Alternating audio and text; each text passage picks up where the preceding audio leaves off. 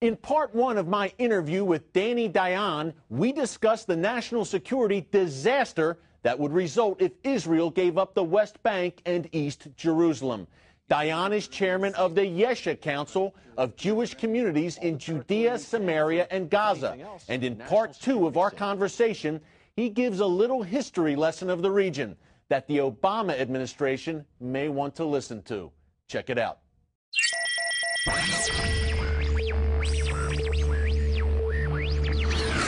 What is the sense in Israel towards the communities in Judea, Samaria right now?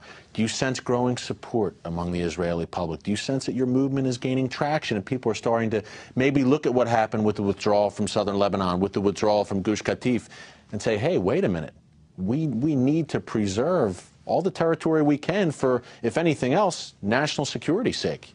I think we have tremendous grassroots support.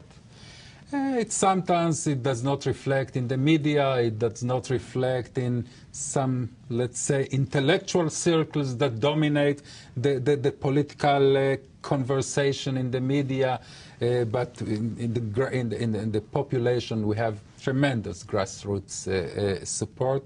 I am very confident that the Israeli public fully understands that we are promoting the most important Zionist Jewish cause of these days and will not let to imperil them. Danny, last question. Talk about what those areas, the biblical heartland of the Old Testament of the Jewish people, Judea and Samaria, talk about what those areas mean to you personally and to the Israelis as a people.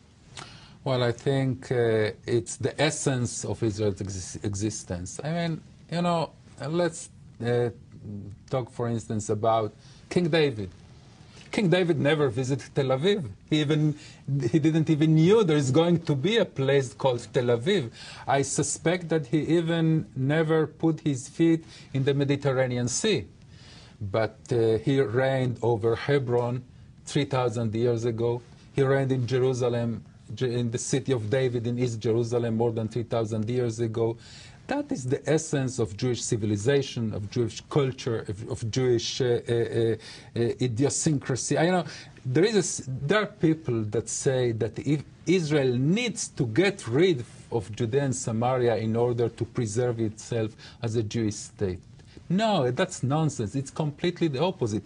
Without the soul, without the spiritual strength of Hebron, of Shiloh, of Bethlehem, of Beth El, Israel will not be able to survive in such a difficult neighborhood.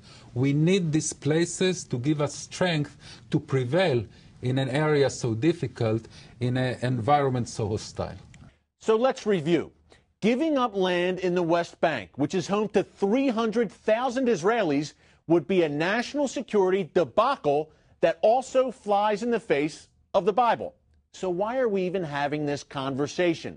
One reason: world pressure led by the U.S. on Israel.